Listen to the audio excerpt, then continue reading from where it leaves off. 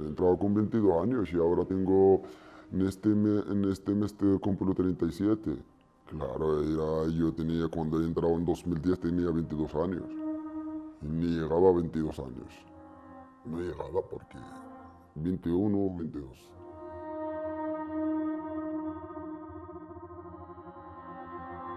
Y entró la prisión, me pedía muchos años y la verdad fue un poco tonto en el día del juicio.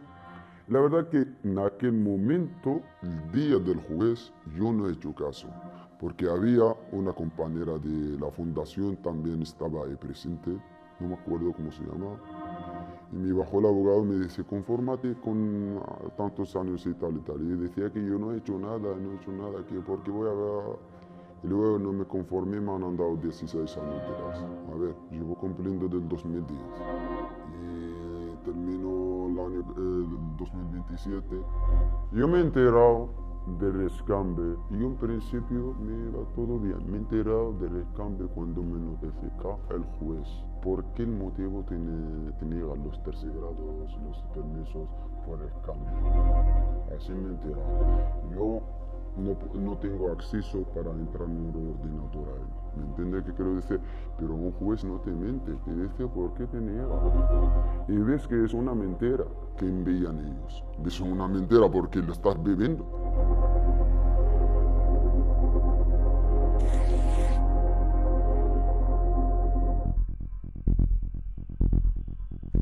Mi nombre es Antonio Andrés Puello, soy catedrático de Psicología de la Facultad de Psicología de la Universidad de Barcelona y soy profesor, mi especialidad es la psicología de la violencia e imparto docencia en la Facultad de Psicología, pero también en la Facultad de Derecho en los estudios de Criminología. Y a nivel de investigación es fundamentalmente el trabajo en las técnicas de prevención de la violencia a partir de la valoración del riesgo de la violencia que se aplica en diferentes campos, ¿no? Nosotros decimos que el RISCAMBI es un instrumento, una herramienta que sirve en el contexto penitenciario para la gestión, es decir, para el uso diario y la toma de decisiones en relación con los internos, tanto desde un punto de vista del comportamiento de estos internos dentro de la prisión, como al acabar la prisión. En el mundo penitenciario, como en otros campos, un problema muy importante es qué tipo de medidas hay que aplicar para que no sucedan cosas que son negativas, ¿no? Por ejemplo, pues que un interno pueda cometer una agresión sobre otro interno, o que un interno se autolesione, o que un interno pues se comporte violentamente con un funcionario. Esa sería la dimensión interna, y la dimensión externa es, pues si este interno tiene un permiso, pues que este permiso no se quebrante y el interno vuelva, o sobre todo que cuando acabe la condena pues no siga con sus comportamientos que le llevaron a prisión, especialmente si estos son violentos. Nuestro grupo de investigación, que se llama Grupo de Estudios Avanzados en Violencia, pues básicamente nos dedicamos a investigar cómo prevenir la violencia. En particular hemos tenido una gran ocupación en el campo de la violencia sexual y en el campo de la violencia juvenil, y nuestro grupo es especializado en estudiar la manera como pronosticar el hecho de que una persona que ha cometido un delito pueda volver a cometerlo. En 2008 nos piden hacer este instrumento, yo les propuse que había instrumentos y herramientas que había a nivel internacional, pero ellos consideraron que querían hacer un protocolo propio del sistema penitenciario catalán. Yo les dije que eso se podía hacer, pero que requería dos cosas. Primero, tiempo, y segundo, posibilidad de trabajar con la información que tenía el sistema penitenciario en sus archivos, porque el proceso de construcción del RISCAMBI se hizo de acuerdo a lo que serían los estándares científicos de una herramienta psicológica de evaluación. También tuvimos un compromiso muy importante de que una vez tuviéramos la herramienta diseñada, la pondríamos a prueba durante unos meses, y esto fue atrevido, dijeron, pero la pondremos en marcha en cuanto os parezca, es decir, que y ellos hicieron una formación muy exhaustiva de todos los profesionales que la iban a utilizar. Así que más o menos lo que hicimos fue hacer un diseño piloto, lo pusimos a prueba durante 6 meses y durante todo ese tiempo se fue afinando y eso en el 2010 se aplicó masivamente a todos los internos y desde entonces se aplica sistemáticamente.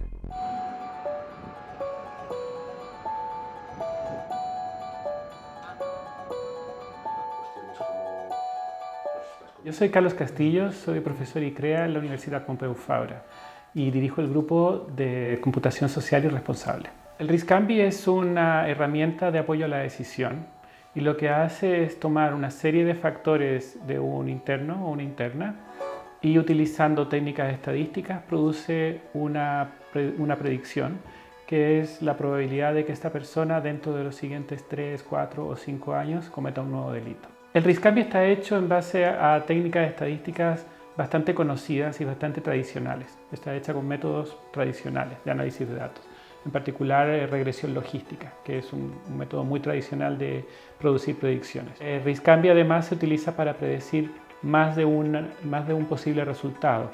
RISC-AMBI se utiliza para predecir el riesgo de reincidencia en general, pero también de reincidencia violenta, de rompimiento de permisos, de violencia autodirigida o de violencia dentro de la institución. RISC-AMBI es parte de una familia de herramientas que se denominan modelos predictivos estadísticos o modelos predictivos de aprendizaje de máquina basados en estadística. Y lo que hace es tomar datos históricos, idealmente recientes, idealmente una cantidad grande de datos históricos, procesarlos, encontrar patrones en esos datos para producir una predicción.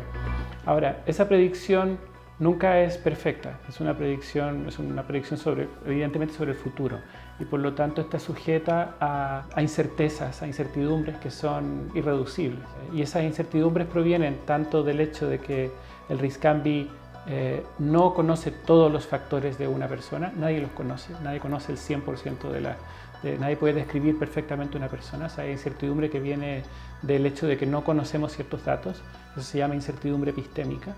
Y también hay una incertidumbre que proviene del hecho de que no sabemos del futuro y que el futuro nos depara cosas muy diferentes.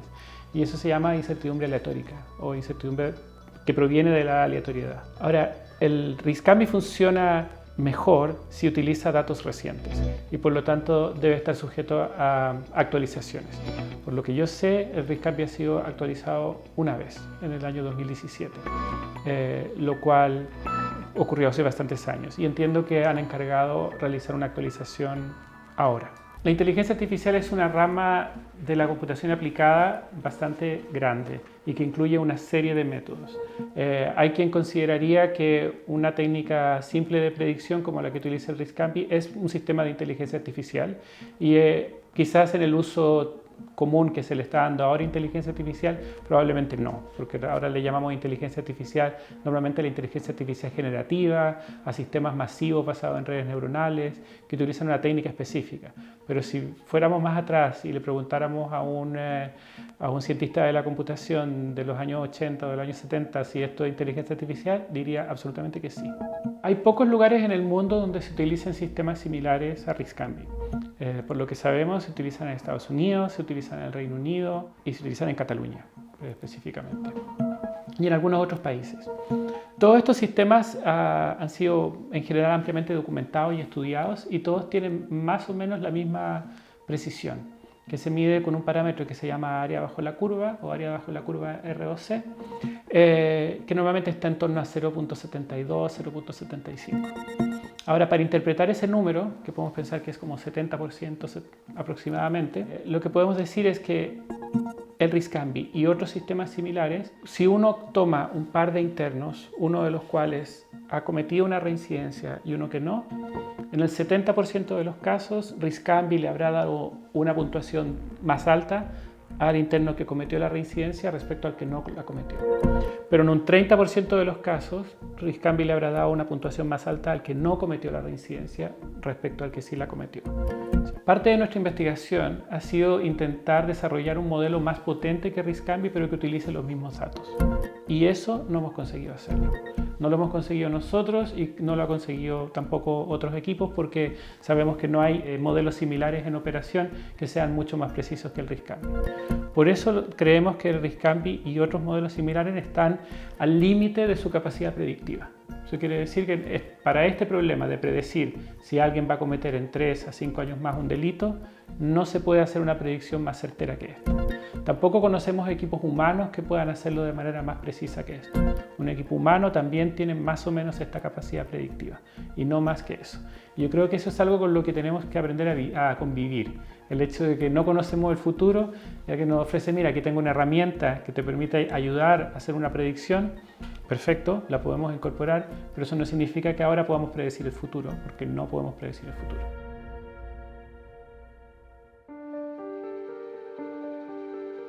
El juez no te miente. El juez te notifica por qué te niega un permiso. Yo llevaba varias salidas de dirección general programadas, llevaba 16 programadas, llevaba 14 permisos. En ese informe solo pone RISC-CAMBI alto, viene regresado en 2021 con una tal y tal y tal. Solo te ponen las cosas malas que le has hecho hace muchos años, pero las cosas buenas que le estás haciendo y luchando, no lo pone. Y yo, la primera vez que salió, fui muy feliz, porque llevas muchos años dentro. Todo que ven todos los días en libertad, tú no lo ves, porque estás en un patio. Es otro mundo.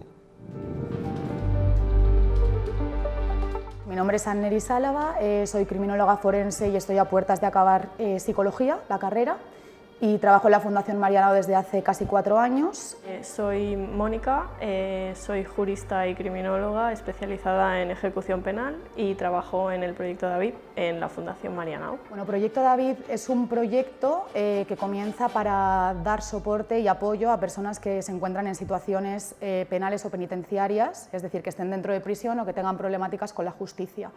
El apoyo que ofrecemos desde Proyecto David es bidireccional, es decir, trabajamos la parte jurídica y trabajamos la parte socioeducativa.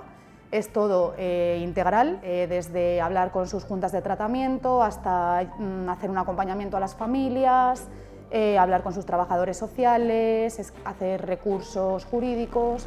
Es transversal e integral el acompañamiento ofrecido. En un primer momento tenemos que tener en cuenta que es una persona que vino aquí muy joven, que se encontró con un país completamente desconocido, no tenía familia aquí, a excepción de 2 tíos que tenía.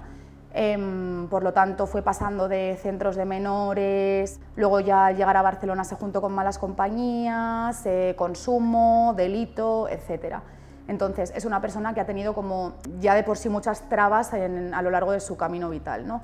Entonces una vez entra en prisión, él cambia el chip, ¿no? Se da cuenta de la importancia de estar bien, de dejar de consumir, de reorientarse y hacer pues una proyección vital, por así decirlo, ver qué puede hacer en un futuro para no repetir estos patrones, y empieza pues a trabajar en prisión, empieza a hacer formaciones, programas, bueno, intenta reconducir su vida.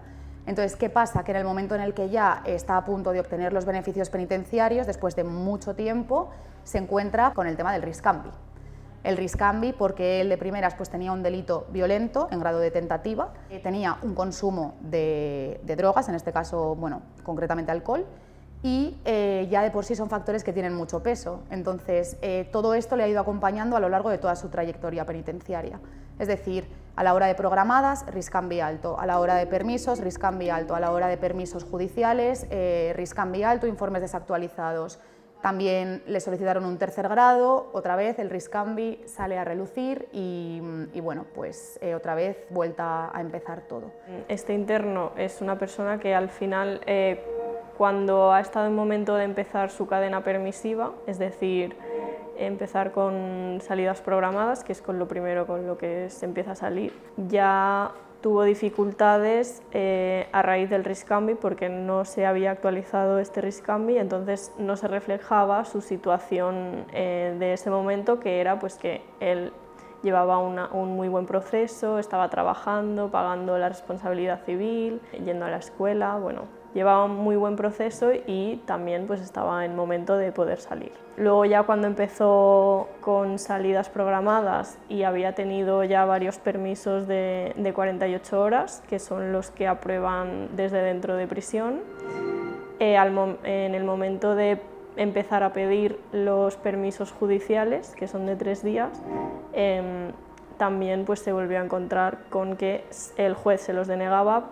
porque no tenía la información actualizada, es decir, que los informes que le llegaban al juez reflejaban una situación que no era en la que se encontraba este interno. Nosotras lo que hicimos fue preparar un recurso en el que se reflejase toda su situación, que había salido en 13 ocasiones que no se veían reflejadas en los informes que se habían elevado al juez. Después también se mostraba su situación en relación con las actividades educativas que había hecho dentro, que hacía muchísimos años que estaba trabajando y que no había tenido partes, y al final pues a raíz de este recurso pues le acabaron aprobando los permisos judiciales, pudo disfrutar de varios permisos de 3 días, luego de 6, y en el momento de llegar a pedir el tercer grado pues se volvió a encontrar otra vez con el mismo problema, que es que los informes que se enviaron al juez para pedir el tercer grado primero estaban incompletos,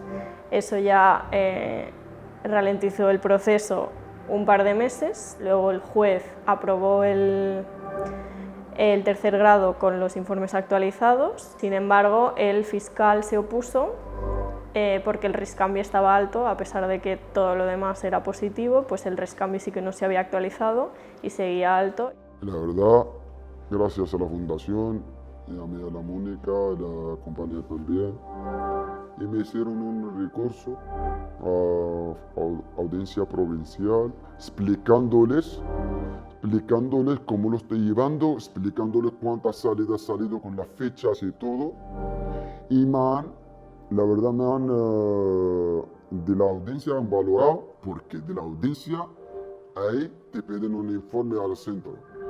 ¿Eso es verdad que el chaval ha salido y ha salido y ha salido? Sí.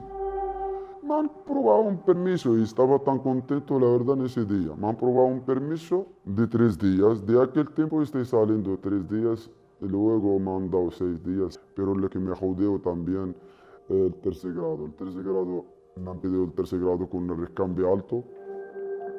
Además, me han pedido un tercer grado en julio y mandan en informes después de esos 2 meses en agosto. Y también, si mete el fiscal me lo quita. Ni siquiera he pisado la calle. Me dan la hoja. ¿Sabes qué hace? ¿Qué me ha pasado? Te lo digo con pocas palabras. Echa la ley, echa la trampa. ¿Sabes por qué te lo digo así? Bueno, te llaman. Hola, aquí te ha llevado el tercer grado, ¿vale? Lo coges tan contento, vas a hablar con ella, me ha llegado el tercer grado. Vale, espérate 5 días y no se mete el fiscal. Vale, me espero. Pasó 2 días, me llega una hoja del fiscal, que se ha metido el fiscal, no puede salir. No se ha metido el fiscal por rescambio alto. Y ya empezamos como lo mismo. Si quieres avanzar, no te dejan. La verdad. Y yo mismo me fui a hablar con la jurista de ahí. Por favor, que me ha llegado eso. No, eso ya enviaremos informe. Y nunca se envió. Pasa un tiempo, me llega, se ha metido el fiscal, no puede salir el tercer grado. Bueno, digo, ya estoy acostumbrado. ¿Qué hago? ¿Voy a chillar? No, voy a perder todo. ¿Voy a echarles bronca? No, porque yo para ellos soy un número más. Cuando estás dentro no es que igual como estamos sentados aquí. Eres un número más, le da igual. Los chillas te llaman a un funcionario, te chapan y a perder todo. Hay que usar la cabeza.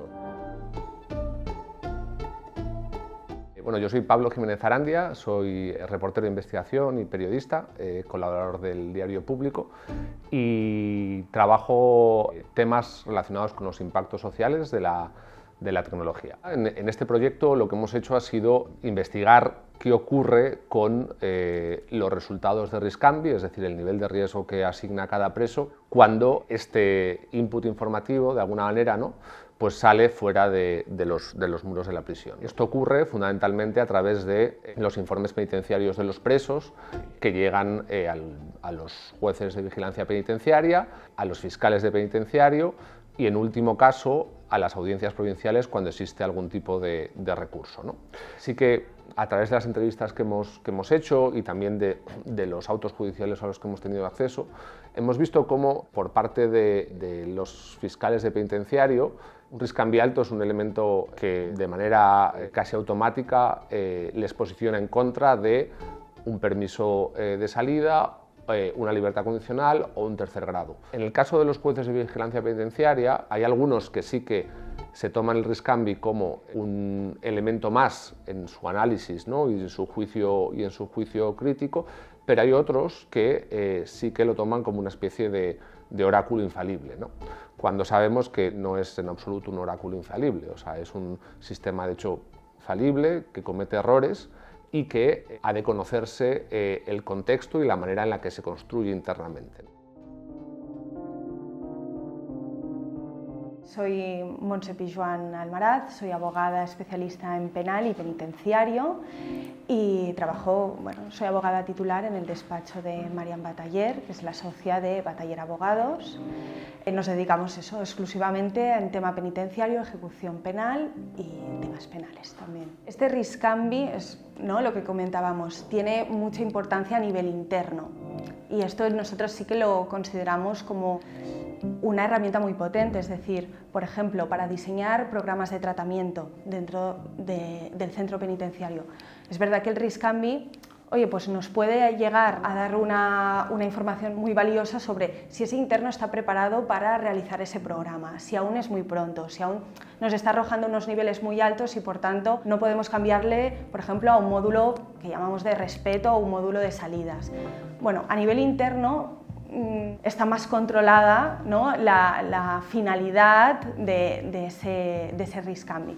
Cuando ya pasamos al expediente judicial, por decirlo de una manera, entonces ahí sí que vemos mucha disparidad respecto a cuál es la concepción del riscambi o cuál es el alcance del riscambi, porque nos encontramos en que las audiencias cada vez hacen una lectura mucho más matizable de los resultados del riscambi, en el que dicen que el riscambi no puede ser determinante para acceder a un permiso ni al tercer grado. En cambio, en otros juzgados que quizás por no estar especializados de golpe les llega un expediente penitenciario y no lo suelen ver porque suelen tratar materia más penal, vemos que sí que la relevancia del riscambi es prácticamente determinante, porque ya ven el riscambi alto y ya es una barrera muy difícil de superar.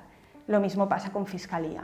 Fiscalía, es cierto que cuando hemos tenido oportunidad o bien de impugnar sus recursos o bien poder hacer entrevistas con Fiscalía, lo primero que se te pregunta respecto al cliente de turno es sí, pero ¿cómo tiene el riscambi? Claro, el riscambi se nutre de varios factores que pueden ser dinámicos, pero hay muchos de esos factores que son estáticos. La edad, la nacionalidad, la edad en la que empezó a delinquir, su familia, su estructura social, ¿no? Hay ciertos factores que son estáticos, que es imposible que se puedan modificar o bien son muy difíciles, por ejemplo una adicción. Es decir, evidentemente sí que es dinámico porque comporta que esa persona sí que pueda modificar esa adicción, pero no es de un día para otro, no es de un mes para otro, sino son también factores que, aun ser dinámicos, cuestan mucho de que varíe. Entonces, lo que nos encontramos es que personas, ¿no?, que arrastran ciertos factores como la falta de recursos económicos, la falta de una trayectoria laboral consolidada, el tema de ser inmigrante, es decir, por ejemplo, falta de algunos trámites burocráticos administrativos en regla, la nacionalidad misma, el grupo étnico con el que se identifique. Todo esto son factores que lo van a acompañar durante toda la trayectoria penitenciaria y lo van a acompañar de una forma negativa, porque el riscambi eso mismo ya lo entiende como un riesgo. Sí que en el ámbito penitenciario, diría que incluso más que en el penal, se ve mucho la diferencia entre una persona, un interno que puede acceder a un abogado particular o bien a un abogado de oficio, pero que ese abogado de oficio está detrás del tema, que no una persona que no cuenta con ese recurso. sino que hay mucha gente, muchos clientes que tienen un nivel adquisitivo humilde, ¿no? Pero que por ayuda familiar o lo que sea, pues destinan ese dinero a un abogado particular porque son conscientes del cambio que implica el que una persona esté detrás de tu tema, que no lo deje de lado. Es decir, ese acompañamiento marca mucho la diferencia. Hay pues muchas cosas que se quedan en el ámbito penitenciario sin que nadie los recurra, cuando en cualquier otro caso, si eso se recurriera, seguramente habría pues o bien una resolución estimatoria o bien no, pero ya se empezaría a hablar dentro del juzgado y el juzgado conocería tu expediente. Entonces es más fácil que tras la comparación de varios permisos a la siguiente te la pudiera dar. Si no hubiéramos asesorado y ayudado a este interno, pues muy seguramente seguiría en un nivel, digamos, estático de su condena, en el cual estaría haciendo muy posiblemente permisos de 48 horas. Cuando él ahora mismo pues ya está saliendo 6 días, ya le han solicitado un tercer grado, pero bueno, seguramente se hubiera quedado en un permiso de 48 horas. En este sentido, yo creo que también se ha de partir de la base de que la gran mayoría de personas que están internas en centros penitenciarios no tienen los recursos económicos suficientes como para permitirse buenos abogados y abogadas. Entonces, claro, si una persona ya partimos de la base de que no tiene recursos, sobre todo económicos, para poder tener una defensa justa, en este sentido el riscambi normalmente lo que hace es que no puedan disfrutar de estos beneficios penitenciarios, y detrás de esto pues siempre tiene que haber un jurista o una jurista o un abogado o abogada que pueda, por así decirlo, indicarle al juez que estos informes están desactualizados y que se tiene que valorar esa realidad en ese momento de ese interno. Entonces, una persona que, por ejemplo, lleva encerrada pues 5, 3, 2 años, claro, dependiendo también de la persona, pero tiene que ir paulatinamente pues encontrándose de nuevo con esta sociedad, con todos los cambios que han ocurrido durante todo el tiempo en el que ha estado en centro penitenciario, y pues obviamente no puede salir de un centro penitenciario directamente a la calle sin pasar por una progresión pues a nivel de ver cómo se siente esa persona, ver cómo se desarrolla fuera de prisión. Pues hay que ir un poquito paulatinamente, porque son personas que llevan mucho tiempo normalmente sin tener un primer contacto de nuevo con la sociedad. Bueno, pues normalmente si son personas con problemáticas de consumo, normalmente lo primero que suele pasar es un nuevo consumo, que ya todo viene un poco de la mano, porque si hay un nuevo consumo, una persona con una problemática que encima ha delinquido en relación al consumo, por ejemplo, muy seguramente acabará delinquiendo nuevamente. Entonces ya empezamos por ahí. Si hay un nuevo consumo, hay un nuevo delito, hay una regresión a prisión y empezamos otra vez, pues por así decirlo, la pescadilla que se muerde la cola, ¿no? Una nueva condena.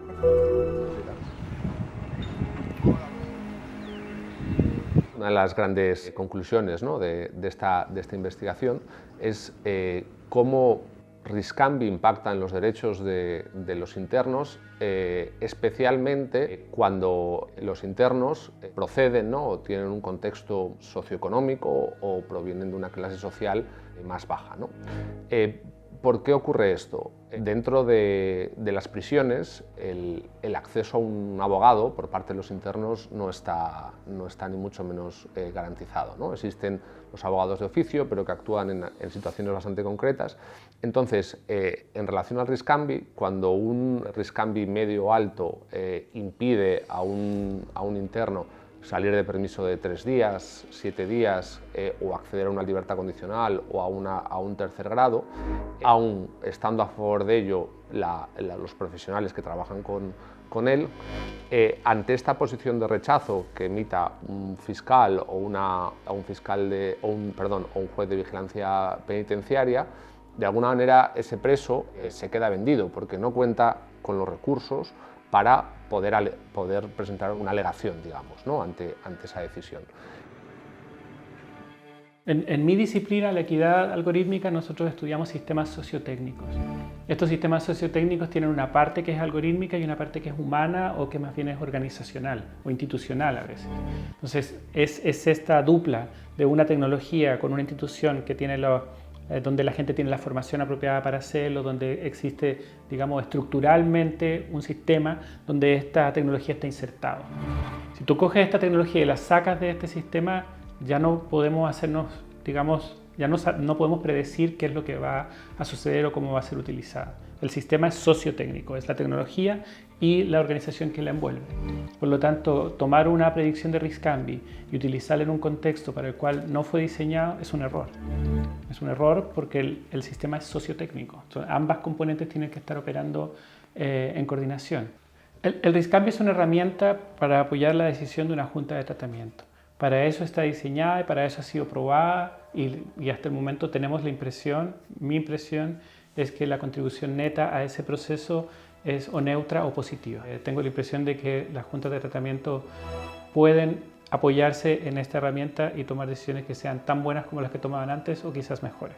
No tengo la impresión de que esto vaya en contra de las decisiones que ellas toman. Sin embargo, sí estoy absolutamente convencido de que una tecnología no puede ser extraída del lugar para el cual fue diseñada y ser utilizada en otro contexto sin un análisis exhaustivo de cómo esa tecnología es usada. El RISC-CAMBI no es para ser utilizado por los jueces, no es para ser utilizado por los fiscales. El RISC-CAMBI es una herramienta para apoyar la decisión de una junta de tratamiento. El RISC-CAMBI se hizo, esto puede parecer una visión muy, si habláramos de fútbol, muy casera, ¿no? Lo hizo el sistema de prisiones para ellos, ¿vale? ¿Por qué? Porque todas las decisiones que toman en el mundo penitenciario, igual que pasa en el mundo judicial, acaban en un informe firmado por un profesional y eso va a donde sea. Por ejemplo, pues un interno pide un permiso. Yo creo que esto es lo más nítido, ¿no? Pide un permiso, tiene derecho legalmente, pero la Junta de Tratamiento dice que no es conveniente. Bueno, pues este señor puede recurrir al juez de vigilancia, dice yo tengo derecho y me han hecho un informe negativo, ¿no? Entonces, ese informe negativo, ¿cómo se hacía antes del RISC-CAMBI?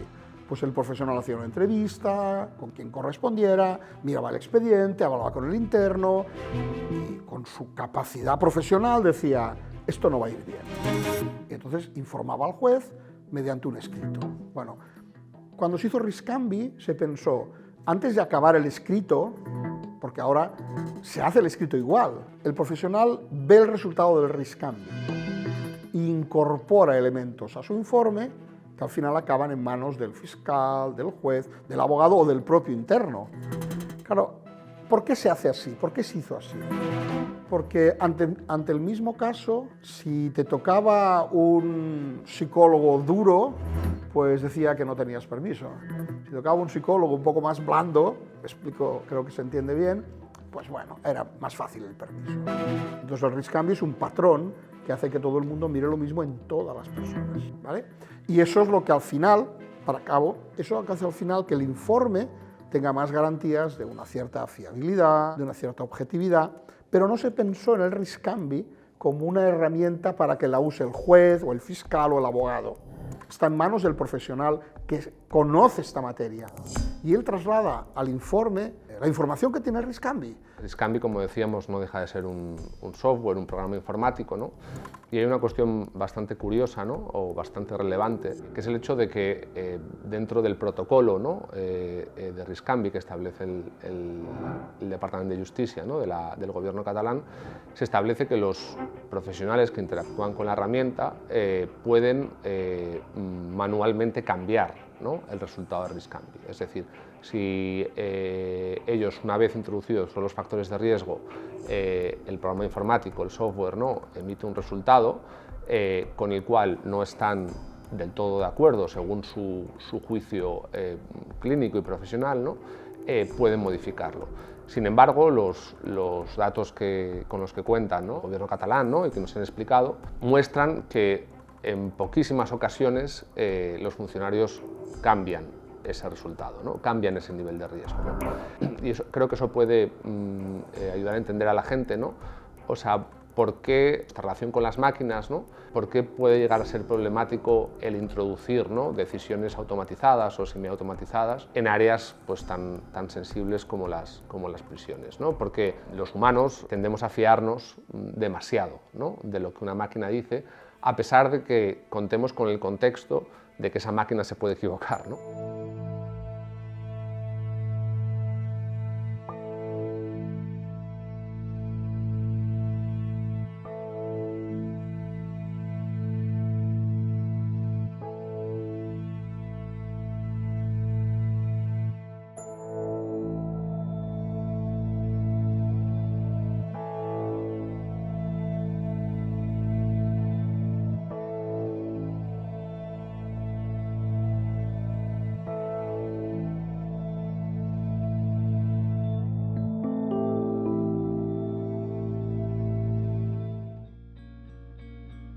futuro lo veo bien porque yo soy positivo. Yo sé cómo soy. Luchando, luchando. Para el día de la mañana lucho más. Y si estoy luchando dentro o fuera también voy a luchar.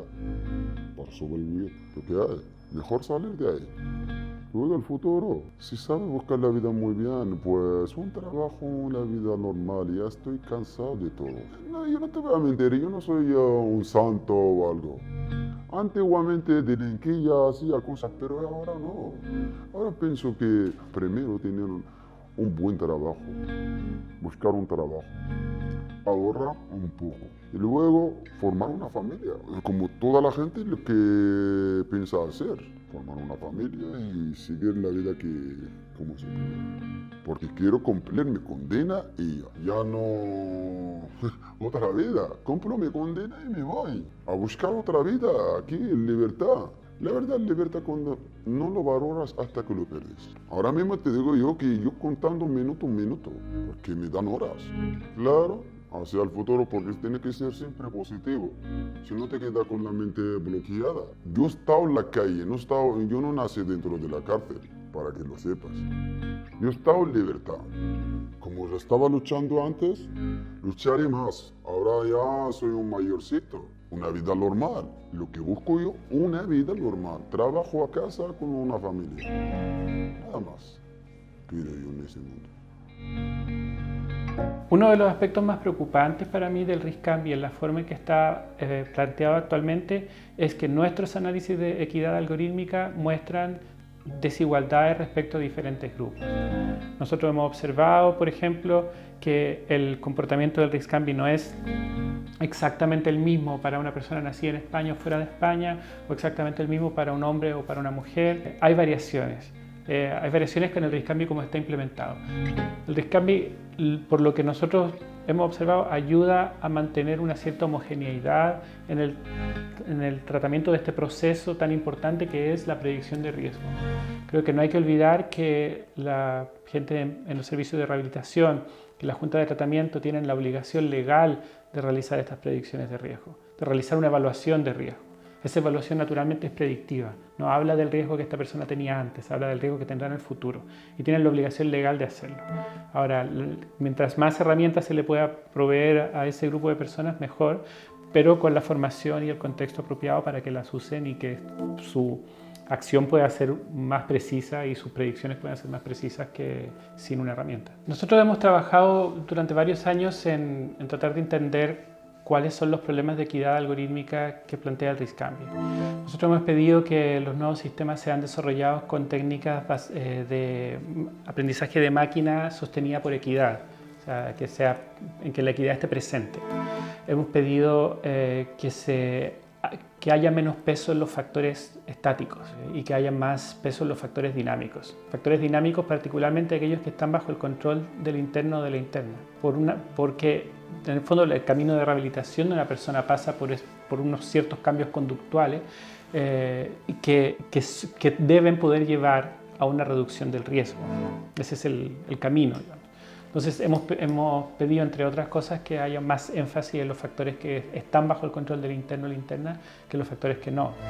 Hemos pedido también que se hagan actualizaciones periódicas. Creo que tanto la realidad, tanto el contexto social como la población penal va cambiando con los años.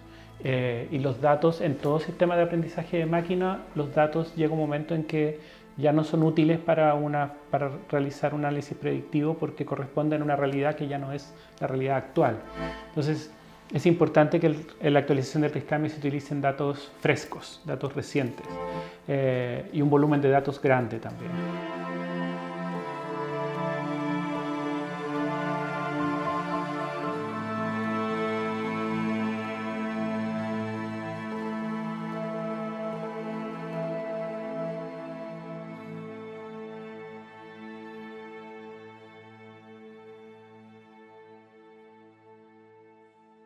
Actualmente está encima de la mesa la discusión.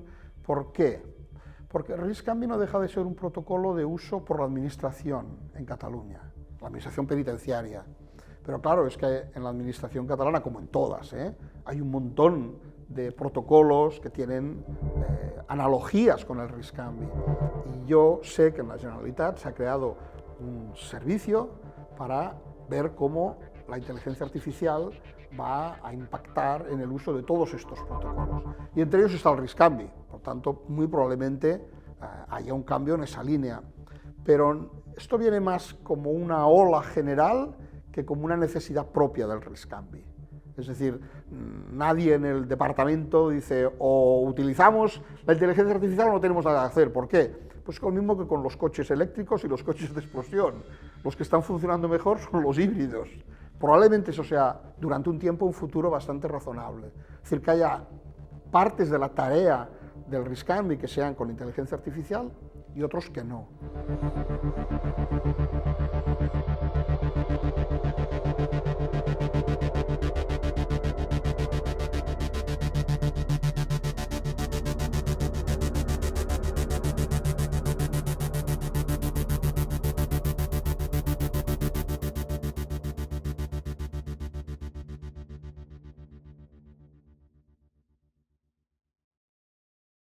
La regulación europea sobre inteligencia artificial habla de una serie de aplicaciones de la inteligencia artificial que son de alto riesgo. El control de fronteras, por ejemplo, la monitorización de infraestructura crítica y la administración de la justicia es parte de esos sistemas de alto riesgo. Y para esos sistemas se impone una serie de requerimientos. Hay un debate, unas dudas sobre en qué momento esto será aplicado o no, pero creo que la dirección está clara y hay un camino marcado.